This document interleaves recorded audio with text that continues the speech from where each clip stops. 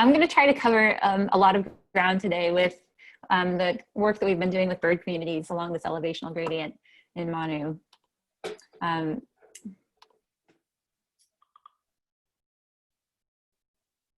I guess most of us are familiar with getting the scope of this enormous gradient and thinking about all the different kinds of species that that are contained in this landscape. Colleagues and collaborators that have helped really put together the core of the bird research that we've been doing in this along this gradient, starting back in 2005 when Chris Merkord and I started working together with our PhD dissertation work. Chris was looking a lot at patterns of altitudinal migration, and I was trying to describe basic components of the bird community itself, interested in components of how competition could limit species ranges, kind of in the footsteps of John Terborg.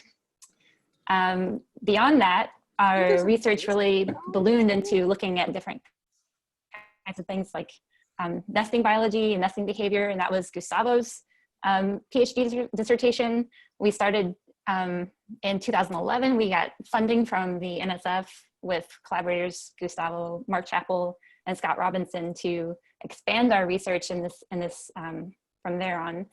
And Micah Scholler was a PhD student who just defended in my lab, who carried on a lot of the misnetting and banding work that we've been doing, so we could start looking at long-term population trends and estimates of survival in some of these ambient birds. So I guess the basic questions that we're trying to answer are fundamental questions about the ecology of species. So thinking about the processes that act on individual species and how those have community level consequences, and the patterns of community composition and how that changes across space in these complex environments. So basic questions we're trying to answer are: how do communities change across this elevational gradient? And how do individual species respond to these major changes in environment? And really kind of putting that together for such a diverse group of species that have really unique life history traits and represent a broad spectrum of biodiversity. And mountains are really great places to ask these questions because we have landscapes with predictable changes in environments. Changes are characterized by high beta diversity, or really high species turnover. So you can find a very different community by moving a small distance across this mountainside. And what really characterizes the ranges of these montane species is that they're extremely narrow. And this narrowness and specialization of species contributes to the really high beta diversity that we see as we move from high elevation to low elevation. So if we overlay many of the different ranges in different flower piercers, tapaculos, antpittas, pretty much any montane group that we look at, we see this really high beta diversity. I think it was Miles that characterized these distributions as shoestring distributions that really captures the image really well. So a lot of our work has been trying to understand what maintains these narrow distributions, and therefore what maintains the really high beta diversity that we see in montane landscapes. Here's a profile of the elevational gradient, where we're working from 400 meters up to tree line at about, well, I count starting in 2005, 2006, which have given us almost 30,000 detections of birds. We've had misnetting in that time period with 15,011. We've been able to look at metabolic rates of 253 species, almost 1,000 individuals. And from our long-term misnetting protocol, we've been able to estimate adult survival for 37 species. We've been working in all parts of this gradient, trying to work as continuously as possible, but with lots of this misnetting and banding and the metabolic physiology focused in particular research stations. Jill, you might want to switch off your camera. It might slightly improve your sound quality. Here's a map of the point count locations that I'll be presenting. Yeah, let me do that. Just stop the video. Okay, can you still hear me? Yep. Can you? Okay, great. So this is a map of our different point count locations. We have misnetting at similar sites repeated across the years to give us this marker capture data. And the metabolic physiology and nest searching happens at these three principal sites in the Madre de Dios, or sorry, the Pantiacuela, the San Pedro station, and the Huayquecha station. And I pulled this image from Ken's. I think Ken had an image like this that showed the different tree flats all the way down to Chocho Union. So this is kind of looking at the different point counts that I have sewn up on this Chocho Union, and with different series of transects in San Pedro and further down the mountain. This is a view of all the different point count locations and how they span the elevational gradient with respect to the location of the different stations in Pantiacuela, San Pedro, and Huayquecha, where we had the majority of our metabolic physiology measurements going on. So pretty well represented. There are some areas that you guys can attest to how difficult this part of the gradient is at 2,000 meters is to access, but so we have a little bit less dense sampling in that area and also at tree line, but at least we have coverage of this entire gradient, which is really, really nice to have.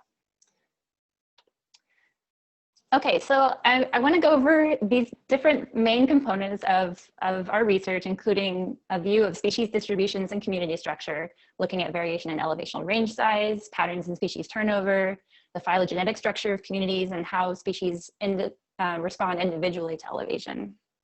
We'll look a little bit at patterns in life history traits that we've been able to examine so far, including metabolic rates and thermal adaptations, and kind of try to relate these key parameters in the avian pace of life framework. We'll also look at, well, the beginnings of understanding biotic and abiotic interactions and how they influence species range limits.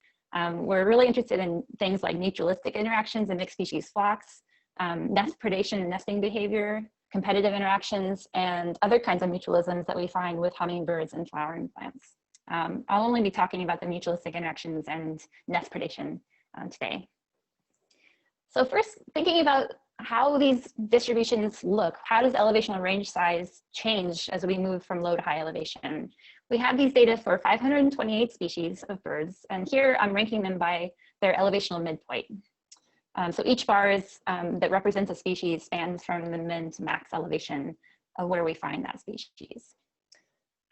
So here's those profiles. We find that most of the lowland species drop out by the time we get to, by the point of 1,400 meters. So most lowland species are dropping out somewhere in the foothills or lower montane forest. Their average range size is about 450 meters. In contrast, we see a lot of different cloud forest species have broader ranges where their average range size is around 1,100 meters. I've done a cursory analysis to look at how elevational range size changes across these different zones, and which also shows that these areas of cloud forest, these species tend to have the broadest elevational ranges among those species in the gradient. So to think now about community structure and how species turn over, what patterns of species turnover we see, I think it's helpful to kind of reflect on different ideal pictures of species turnover that have been proposed in other textbooks like Communities and Ecosystems by Robert Whitaker. So we can expect a number of different kinds of patterns that might emerge from a community-wide analysis, where we might have species that have highly overlapping ranges and coincident range boundaries that fall in the same place with elevation.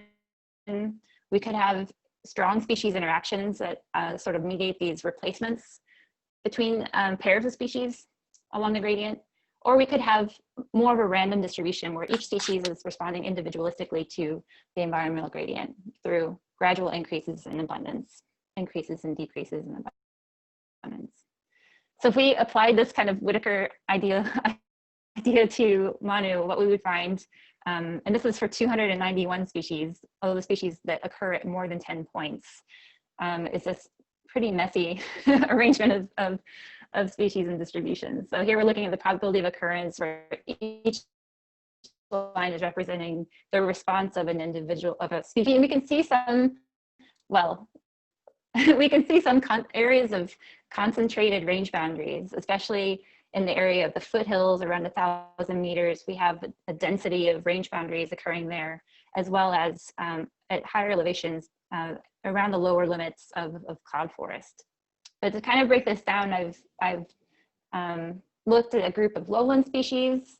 Most of those lowland species with their range optima below 750 meters, they are dropping out by 1,000 meters, kind of showing the overlap of upper range limits for lowland species. You kind of also see this transition in foothill species where there are many lower range limits and upper range limits that are falling at around that 1,000 meter mark or 1,100 meter mark.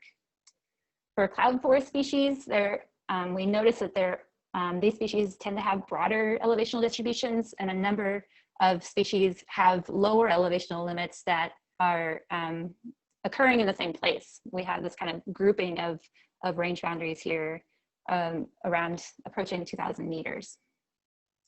And this has been reflected in other analyses that we've done with species turnover. If we look at the patterns of species similarity between adjacent elevational zones, we see that there's greater dissimilarity in the foothills, also in cloud forest and at tree line. These are kind of what we might refer to as like sort of ecotone boundaries, or at least places of higher transition in the bird community with elevation. So from these different kinds of changes in elevation, changes in bird community structure with elevation, we can also consider a phylogenetic component of how, what are the patterns of relationships of species within local communities across elevations. So here we're actually considering the regional species pool to be all the species that occur on the mountainside. And we can examine the species occurring at a particular elevation with respect to that regional species pool. We can imagine lots of different kinds of habitat filters, species interactions, but other kinds of long-term biogeographic history, biogeographic processes like dispersal, speciation, extinction can determine what sort of local community occurs at high versus low elevation. So here we're looking at patterns of phylogenetic structure, including patterns of clustering, where species that occur within an elevational band or a local community are more closely related than we expect by chance, or phylogenetic overdispersion, where species are more distantly related than we expect by chance. Or we could have a random representation of species across the phylogeny. And some of the previous work that has looked at these kinds of patterns across elevations has found overdispersion occurring more often in the lowland communities and phylogenetic clustering occurring in high elevations. That's been shown for hummingbirds and other tropical mountain ranges. So here we're looking at each 250 meter band is its own local community. And we're using the phylogeny of these from the Yates phylogeny that was published in 2012. And we're calculating the mean phylogenetic distance for pairwise species combinations in local community. So I'll show you the summary for what we found. Sorry, just a little. Am I good to keep going? I just heard a little bit of feedback there. Okay. So we found in these 4 different diverse families with flycatchers, hummingbirds, tanagers, and ovenbirds. Each of these families is represented by over 200 species across the Americas, and they're well represented within Manu. So for all of these, as we go from low elevation to high elevation, from 300 meters or to 3,300 meters, we have communities that tend to be over dispersed at low elevation and communities that tend to be clustered at high elevations.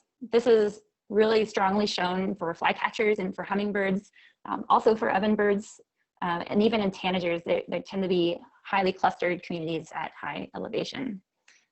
So what this suggests is that whatever the major drivers are of community structure, phylogenetic community structure, they're shifting along mountainsides.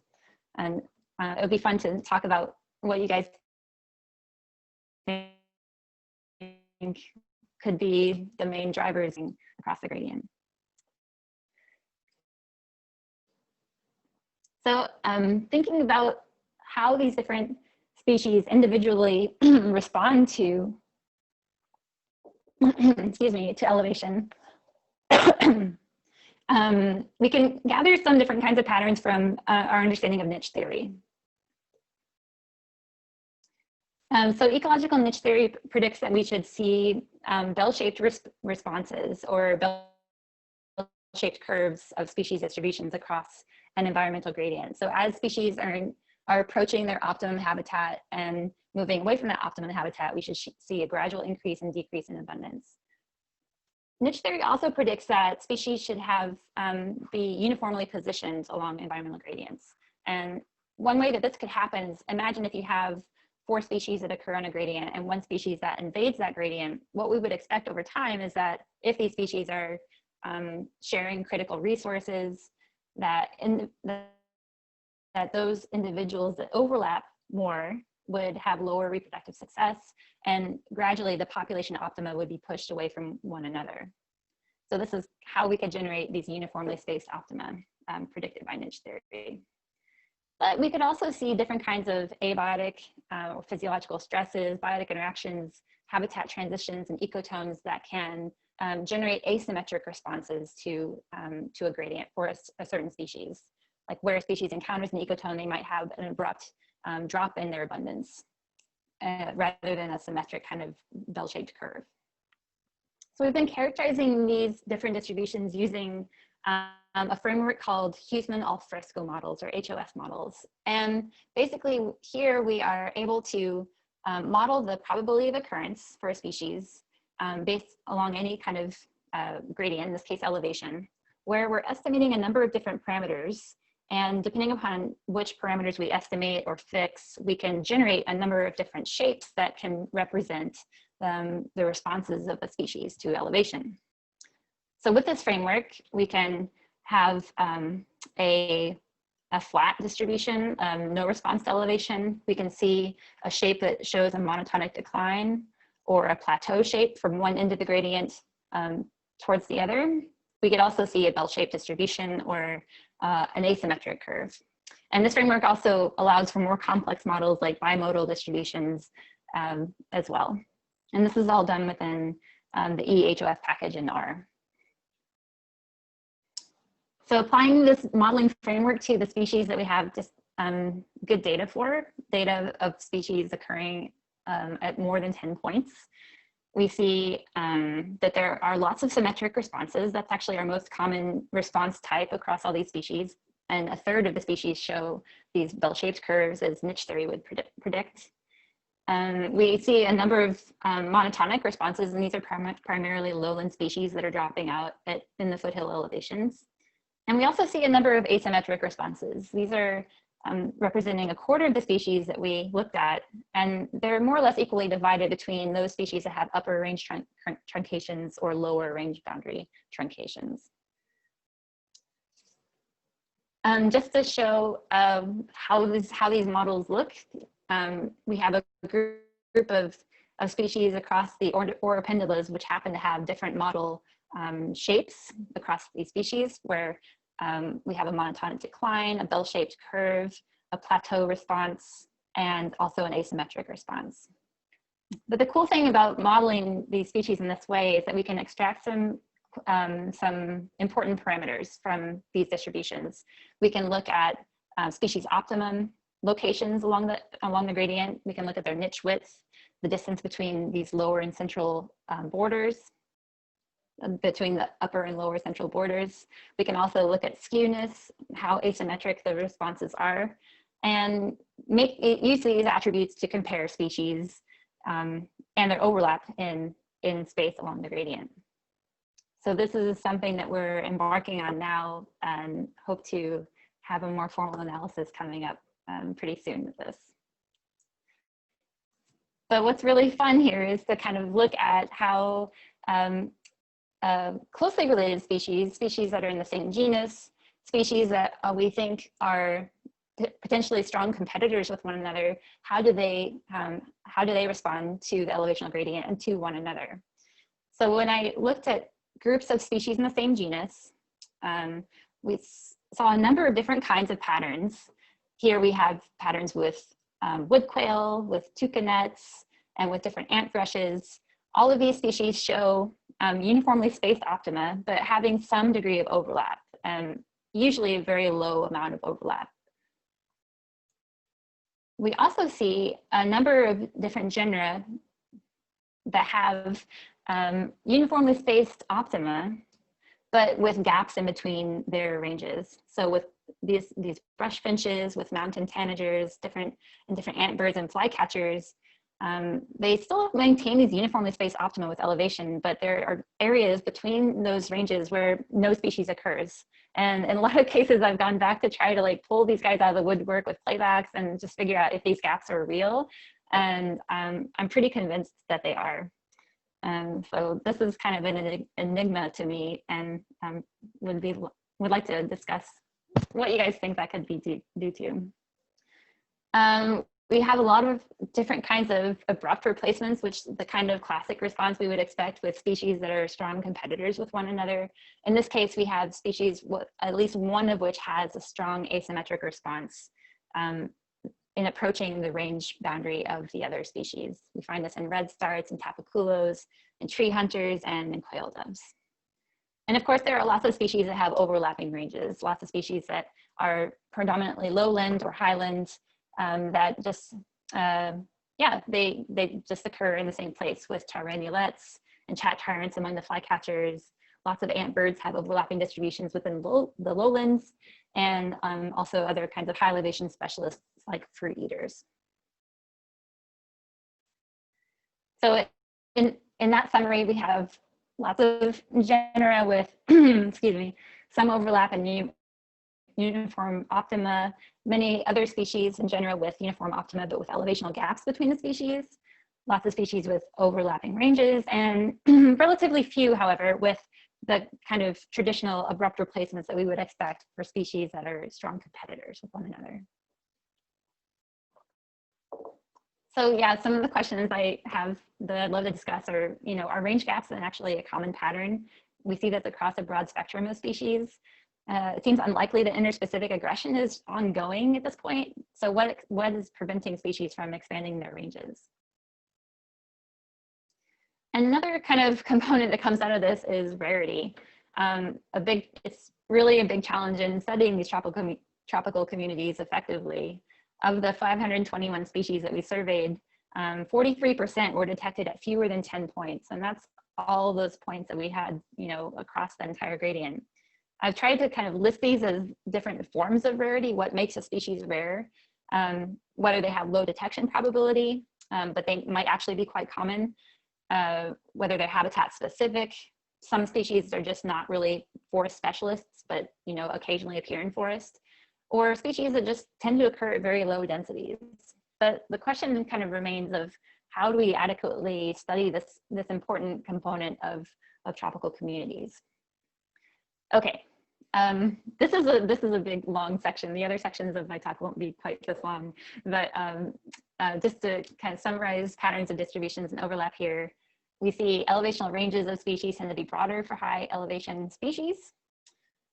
Species range boundaries can be concentrated along gradients in some places, like in the foothills and around cloud forest. Bird communities show phylogenetic clustering at high elevations. Lots of species have these symmetric bell-shaped responses to elevation, but asymmetric responses are nearly as common.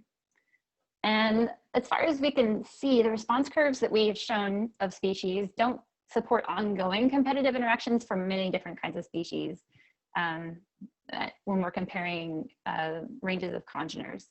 But these uniformly spaced optima patterns that are pretty pervasive across the congeners are consistent with this niche theory and competition.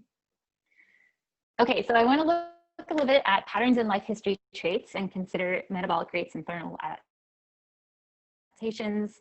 And then we'll yeah, and we'll look at some of these qualities in the framework of the pace of life. So life history traits vary quite a bit globally across species. There's a broad spectrum of life history traits, and we have a pretty good understanding of how these things vary with latitude. So things like clutch size, how many eggs a bird lays, basal metabolic rate, and survival all have these very strong patterns with latitude. Where species in the tropics have smaller clutch sizes, they tend to have lower basal metabolic rates and tend to live longer, have higher survival. We also know that tropical regions have diverse habitats. They have strong environmental gradients of their own.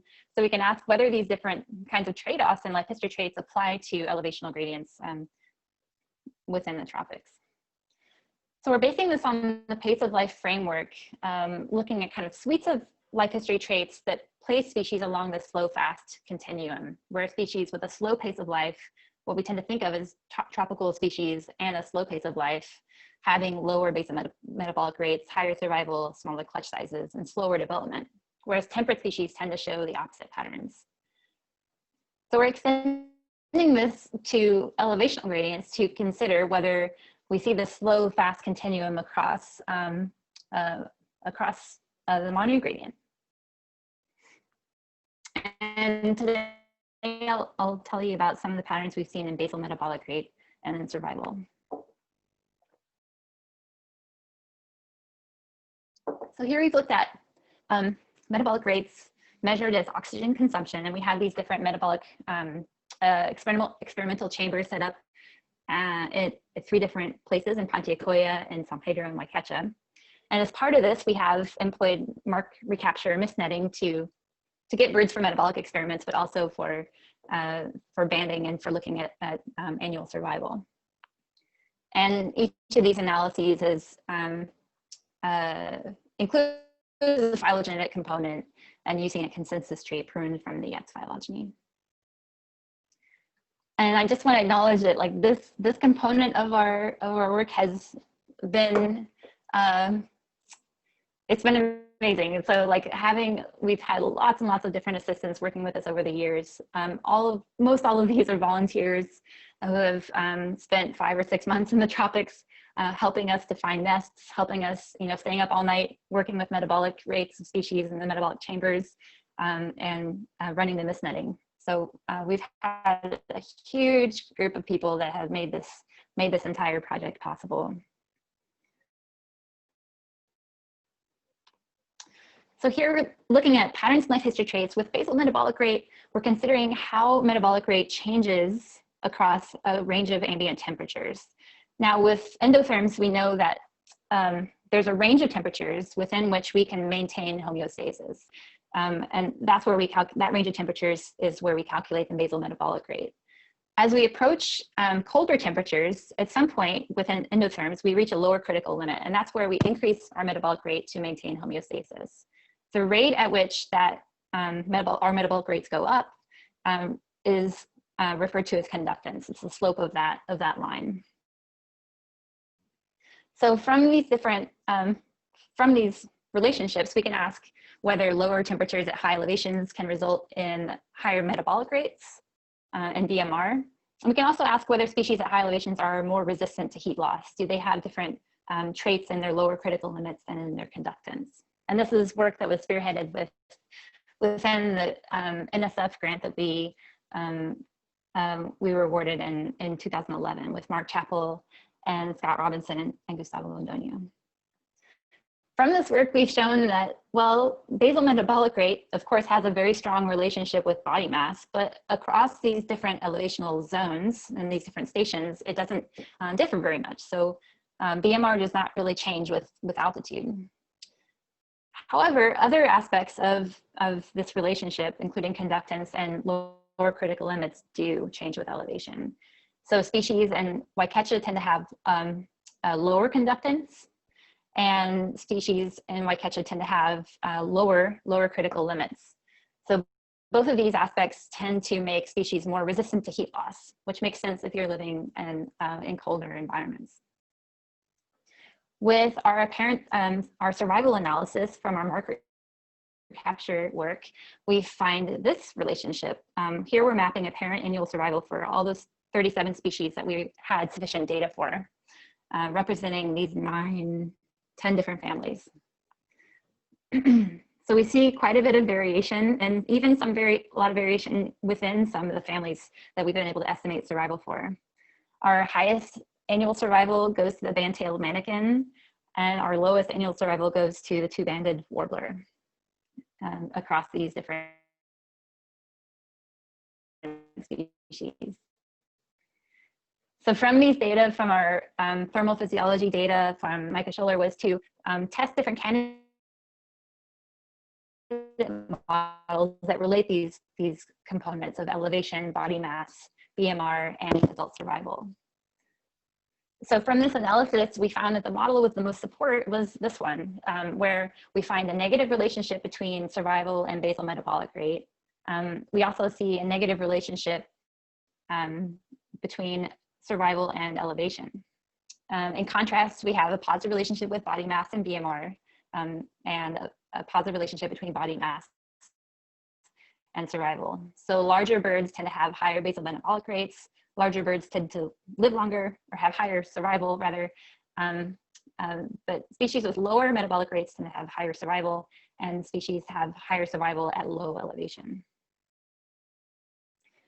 So just to kind of break those relationships down, here we're showing that birds at low elevation and with lower rates of energy expenditure showed the highest apparent survival. So lower survival at high elevation, lower survival with higher BMR, and then these two positive relationships between survival and body mass, and survival, or basal metabolic rate and body mass.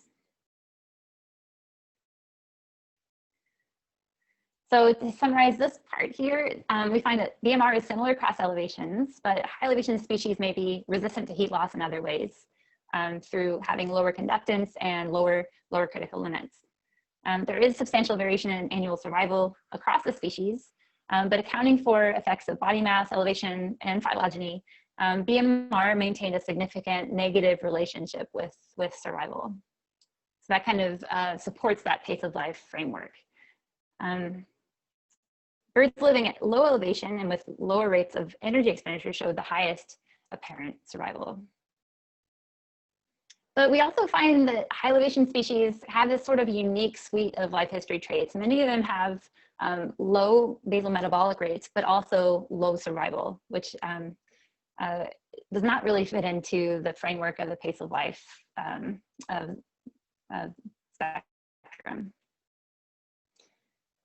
Okay, so our final section is thinking further about the kinds of ways that biotic and abiotic interactions can affect species range limits. And I'll just present some data that we've been looking at with mutualistic interactions in mixed species flocks and with nest predation rates. So the approach we're taking in this case is to think about the estimated range or the fundamental niche of a species, where a species could potentially live if we're only constrained by abiotic factors. And we're trying to approach this from our metabolic physiology work.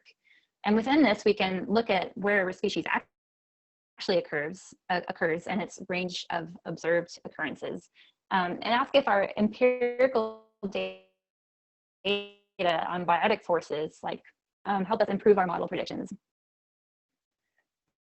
So here, just kind of characterizing that the fundamental and the realized niche, we're kind of calling the physiological distribution and the realized distribution, where a species might have quite broad physiological distributions and a more constrained realized distribution within that range.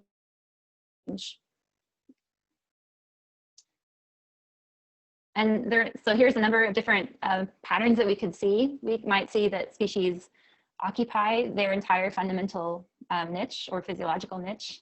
In some cases, species may be able to occupy areas beyond that physiological niche, although we expect this to be pretty rare.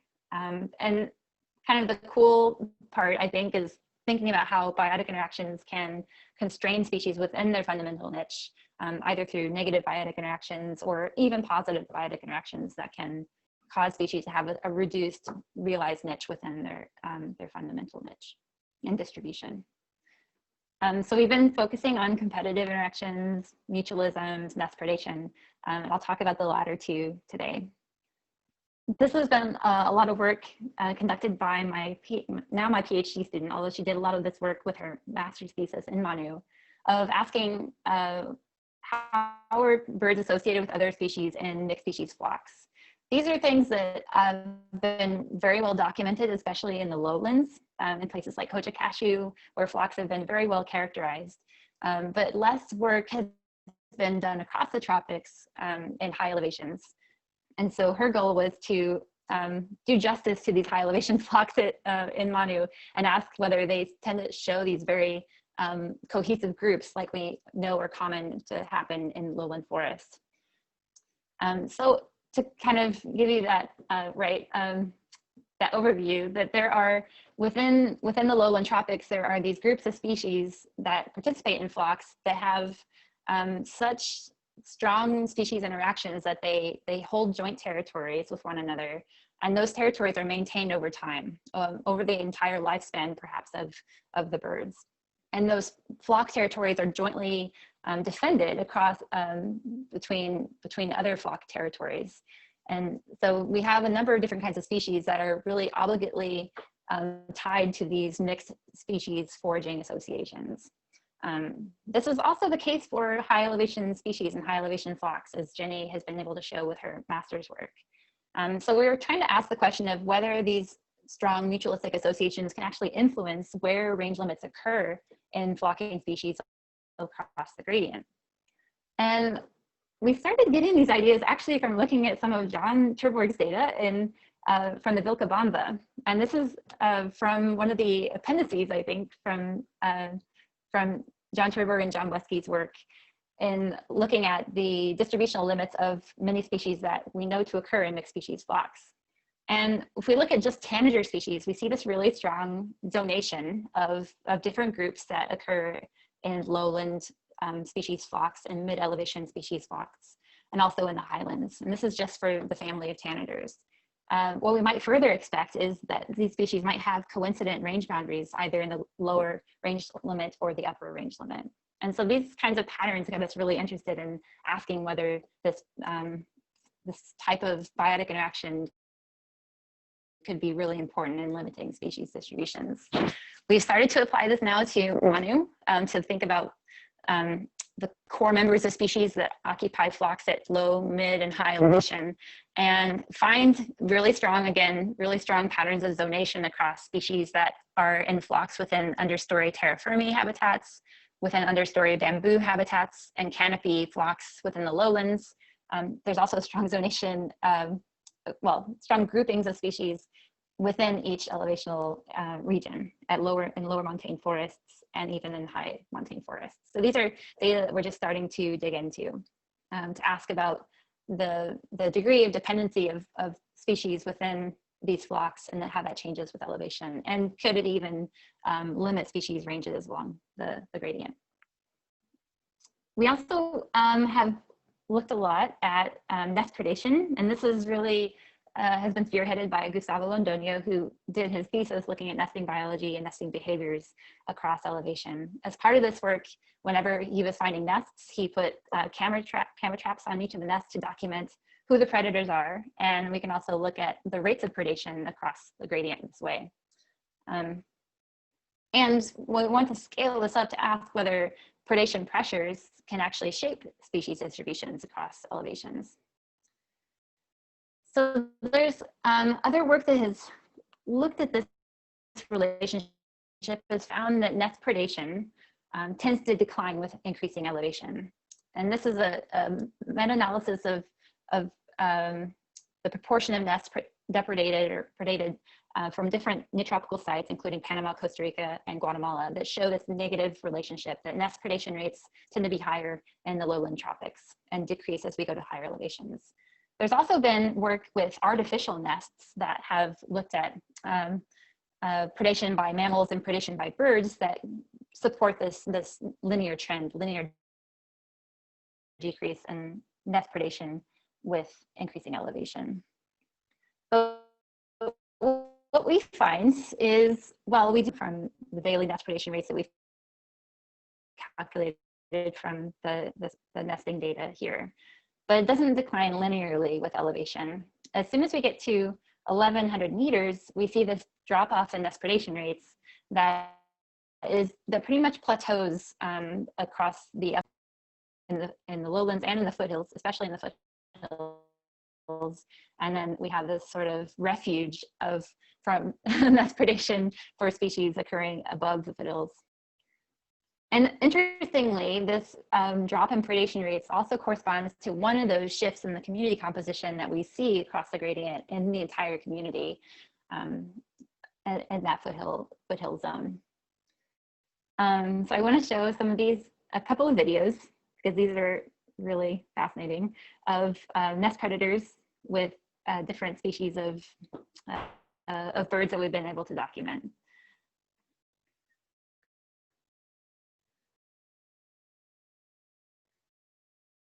So this is an entire band of curl-crested arisaries that have that are preying on the eggs of a gray-fronted dove nest.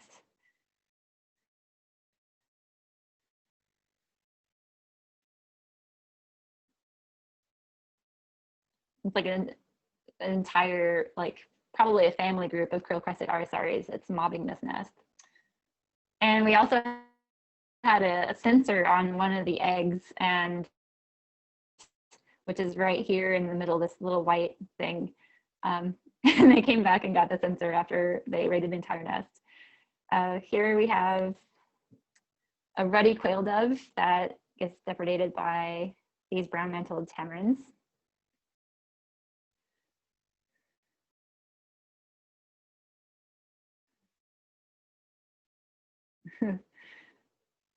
And here we have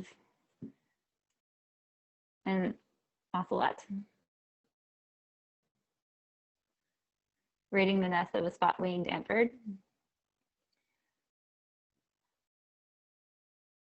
And here we have a snake predation. If you don't like snakes, then you should look away for a while.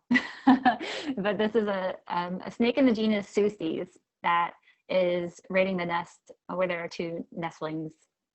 And actually one of the nestlings actually survived from this nest, and one of the nestlings didn't make it.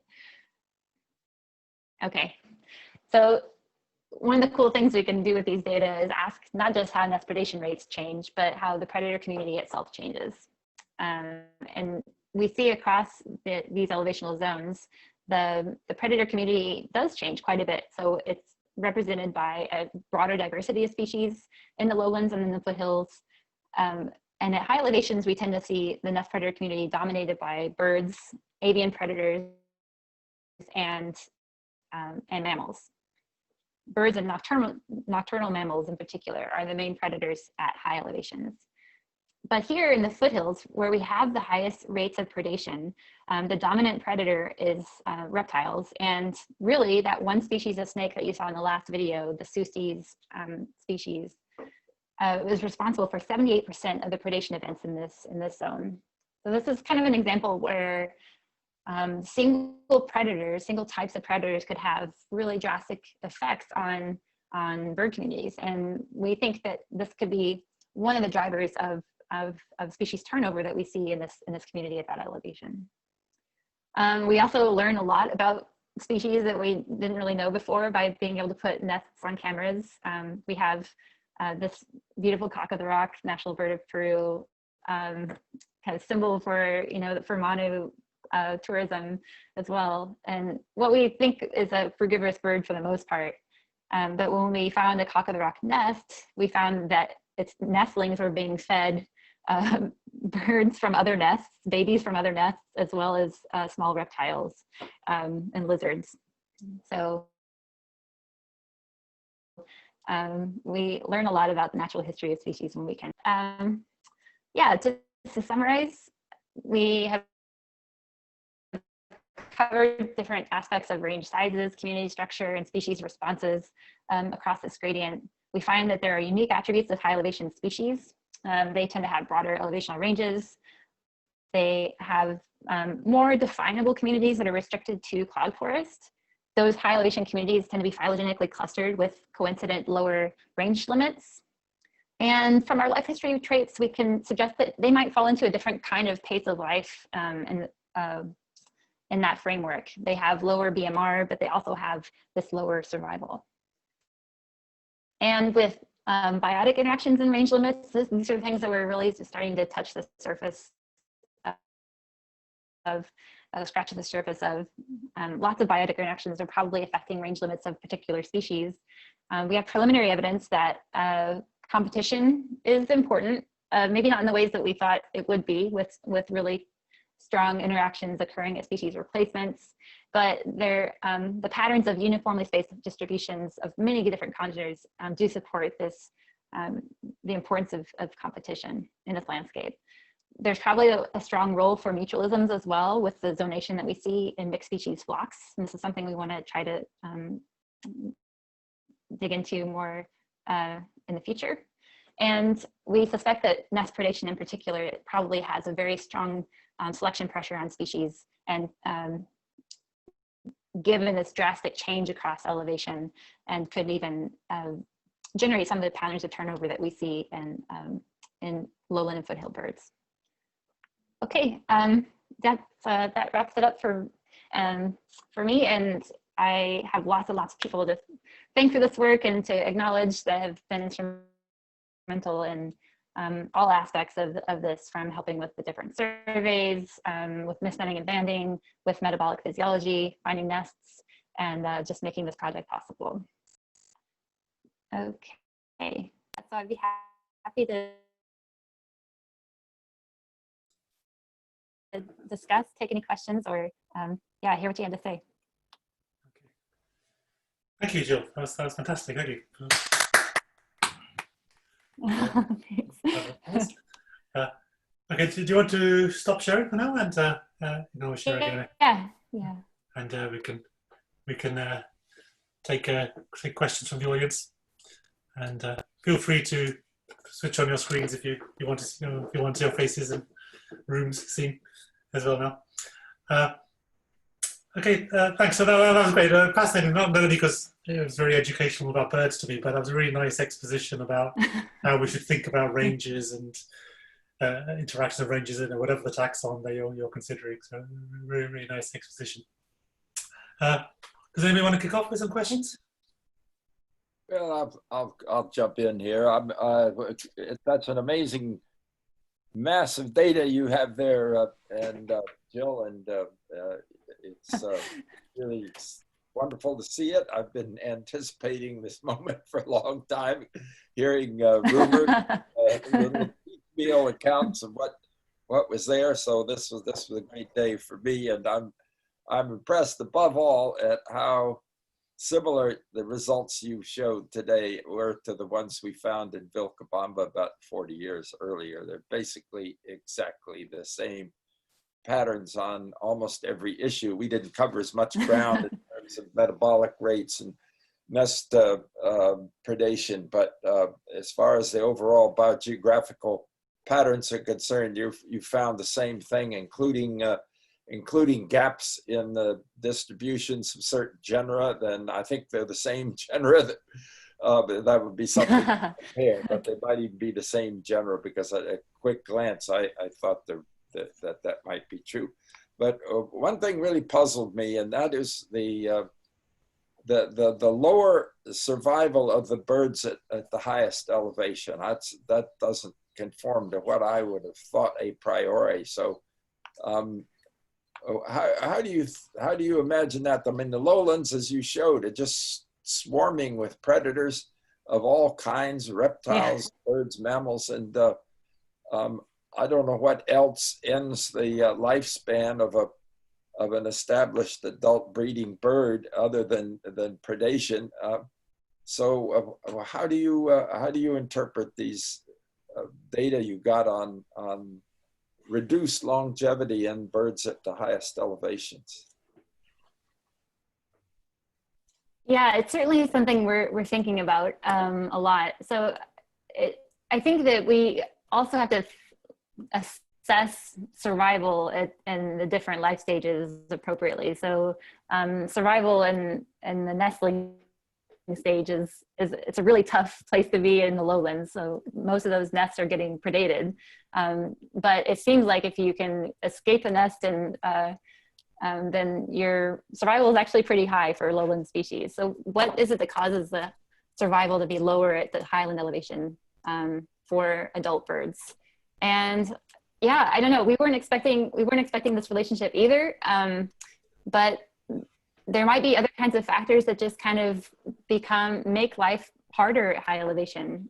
Just like the constant low productivity, just difficulty in acquiring sufficient resources, or there are other kinds of, I don't know, clues that we have that species might have a harder time with ectoparasites at high elevations, and especially in facing these trade-offs with having to have high self-maintenance and spend time preening versus having to spend lots of time on the nest to keep the eggs at appropriate temperature.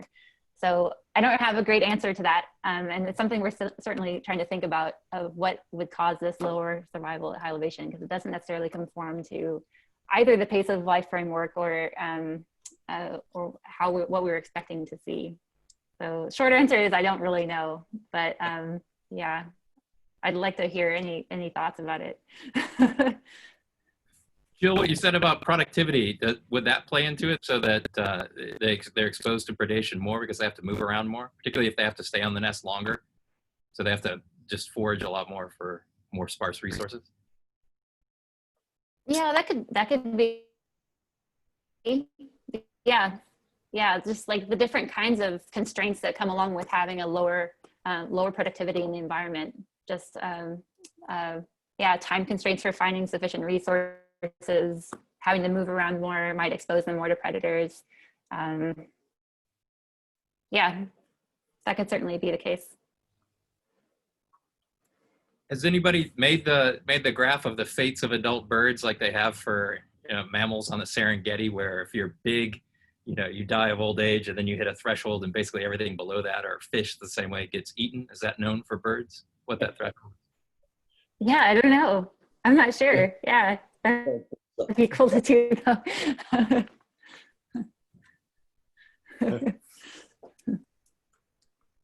Well, there's something else that's behind this high beta diversity all the way up the transect, and that is the sort of trophic structure of the community changes in a most profound way. The fraction of the total number of species at any given elevation that are insectivorous goes from about 2/3 down to about 20%. I mean, it's a huge decrease in insectivory. There's a much lower decrease in frugivory, and hummingbirds don't change. They're pretty flat all the way across the gradient. And I've always assumed that was because more plants at high elevation are hummingbird pollinated because the weather's so unreliable there, or I should put it, so reliably bad for flying insects. The sun doesn't shine very much, so hummingbirds are more reliable pollinators than insects. So you have all these changes in the bottom up forcing of that community that are in lockstep with the gradient, and must be a major part of explaining the beta diversity. Yeah, I think it really is. And that's something we haven't really looked at, going back to kind of what might influence survival. We haven't looked at a guild analysis with elevation yet. But you're absolutely right that like the types of guilds changes incredibly. Like you lose most of your insectivores going to high elevations, and you have more frugivore dominated communities at high elevations. So there might be differences in survival across those different guilds that we just haven't assessed yet. That would span, it wouldn't necessarily be a strong phylogenetic signal, but could be really strong across the functional groups. but yeah, and I think at the root of that is, you know, these major changes in productivity that allow for or kind of maybe constrain insectivores at high elevations compared to low elevations.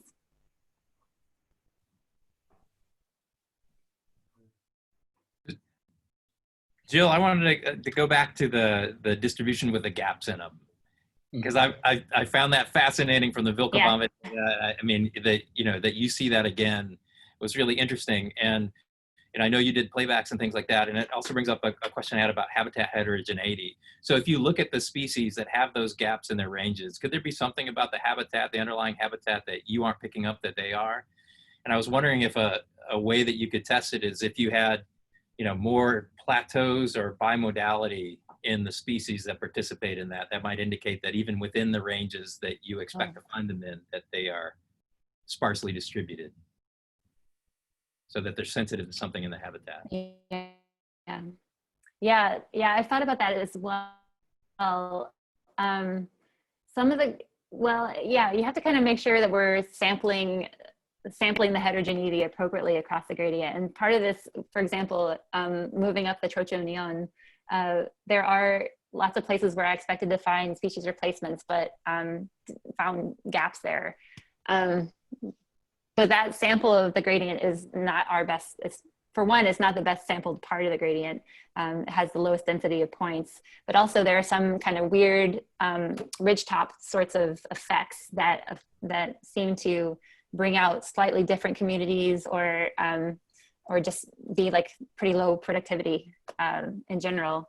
So that could actually that could create a gap and within our data that may not be there if we were looking at more continuous sorts of habitat transitions elsewhere.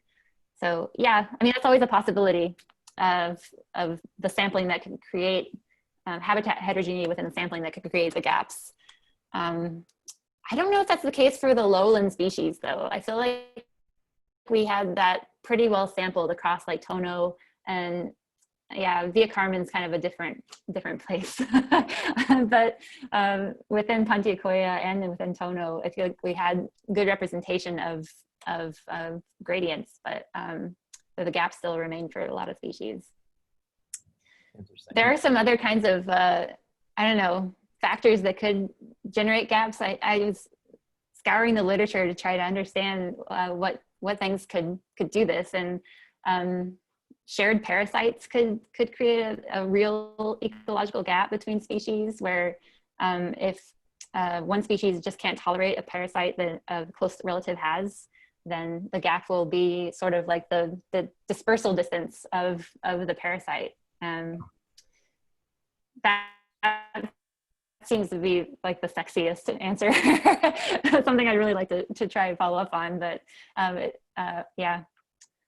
Otherwise, I think actually there was a model that was proposed by Robert MacArthur that suggested that with really low productivity environments, you could actually have a result of gaps in between species distributions. And I had to revisit that model as well to try to work out the math and how that could potentially happen in a place like Manu. Well, I have to confess, I've always interpreted those gaps as just sampling error, that they were birds that were not terribly abundant, and there's some parts of the gradient where you simply just didn't detect them, and the gap is therefore an artifact. But since you're finding them too, it begins to look like there's something real. But I'm still not sure that it isn't just the sampling in some cases. Yeah. Are they the same taxa that there were gaps on in the Vilcabamba? I mean, I guess that's still correlated with abundance, but. I'd have to check Miles of us for a long time ago, and I don't remember all of them. I do remember there was a gap in Vanilliornis that always seemed to me puzzling. These are small, look like downy woodpeckers, and they should be everywhere, and we couldn't find one of the species in a certain zone. So, yeah. Interesting. That's all I can tell you. I just had a question about the metabolic rates and this concept of conductance, which is new to me. So conductance is the rate at which the basal metabolic rate changes with elevation once you're outside of that core range where it's plateaued. Is that correct? Yeah, right. That's right. So like, so the metabolic rate will go up at a certain rate below the lower critical limit. So at the point at which it's too cold for, and birds can no longer maintain homeostasis, then you have to start expending energy to maintain homeostasis. And that rate at which it goes up is how, is conductance. Now, how we've thought about that too is it's basically reflecting how well insulated the birds are too. So things like feather density and plumage can affect how quickly they lose heat with decreasing temperature. And that's one of the things we've actually wanted to do is look at feather structure across species with that have broad elevational ranges or across lots of species to see if birds are in fact better insulated at high elevation compared to low elevation. Right, yeah. So low conductance means that infers that probably there is better insulation or some way of tolerating low temperatures that doesn't require metabolism to change. Okay. Yeah, the other sort of related question I had to that was, so these are basic metabolic rates. Now, if you look at total metabolic rate, I wonder whether once you're up at high elevations, not just the cold, but particularly the low air pressure, the low oxygen concentrations and the low air pressure, whether the work involved in moving from point A to point B, when you're not at basal rates, is so much greater once you're in a thinner atmosphere. And does that play into the calculations of how much it costs to actually be a bird throughout your day, not just your basal rate? Yeah, I mean, ideally, we should have like field metabolic rates. How much are birds actually expending? How much energy are they expending when they're doing their thing, when they're foraging or nesting? But it's really hard to get that. There are certain ways of like trying to make birds active while you're measuring the metabolism. There are also things like doubly labeled water that you can use, so you can attain field metabolic rates with different kinds of methods, but we haven't quite gotten there yet. Is it known in general? Yeah, that's an important component. We've just kind of been working with sorry, go ahead. I was like, is it known in general when birds are at high elevation that it is more energy intensive to fly, for example, because of air pressure and air density?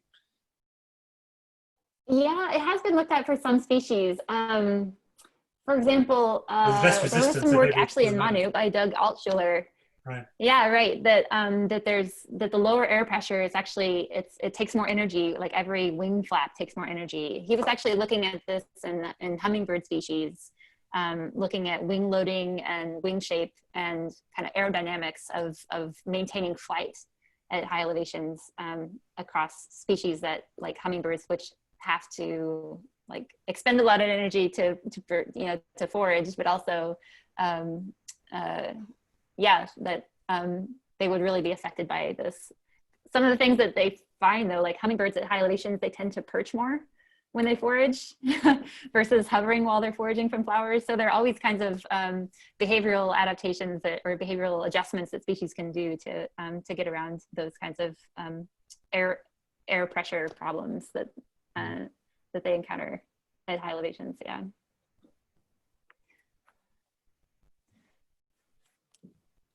Jill, I wanted to ask about habitat heterogeneity. So Catherine has looked at landslides and Cassie's looking at landslides, and then I've been looking at larger scales all along the Andes, and it almost has a potential to act like bamboo, something that occurs episodically, it has a long return time, and then you don't see it for a long time. And the event that we had in Kosnipata, if we were making our inference about the role of gaps and things like that in 2009, it would have been completely different than we would have made in 2011. And when you look at those events, you find that those occur patchily all throughout the Andes. You'll get a spot that's, no landslides over a big landscape for a long time, and then one storm will come in and just rake it all down. So are there taxa that are adapted for that, that make their living in those kinds of habitats? Yeah, certainly. I mean, like in successional habitats, there are lots of different kinds of bamboo specialists, both, in Guadua bamboo and Shuskia up high. But yeah, this is heterogeneity is something I've thought a lot about, but don't really know how to effectively characterize it. But I thought a lot about the dynamics of this landscape with, you know, like you mentioned, with so many different kinds of landslides happening over a spectrum of time, how that could affect like the stability of different kinds of species interactions, like how often species are interacting with one another, and the stability of different kinds of range boundaries as well. Like it just seems like it's a very tumultuous landscape. It's just always kind of changing, and that aspect by itself could, and that heterogeneity that it introduces could affect how dynamic species ranges are and their distributions, but also how interactions actually develop between species over time. So yeah, I think there's a lot of questions to ask that involve heterogeneity and sort of the underlying features of this landscape that can affect distributions on a fundamental level.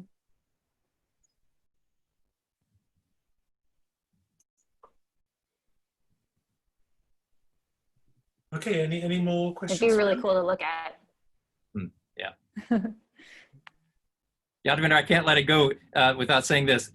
Seeing the cock of the rock eating lizards and baby birds was one of the most amazing things. Yeah, I was struck by that. Yeah, it kind of changes your perspective on that.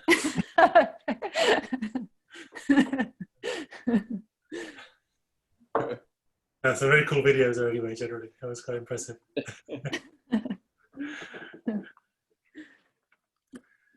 Well, thanks everybody for your feedback and questions. Yeah, I look forward to having a broader discussion about these kinds of how these kind of fit into the bigger picture and yeah, going from here. So I appreciate your feedback.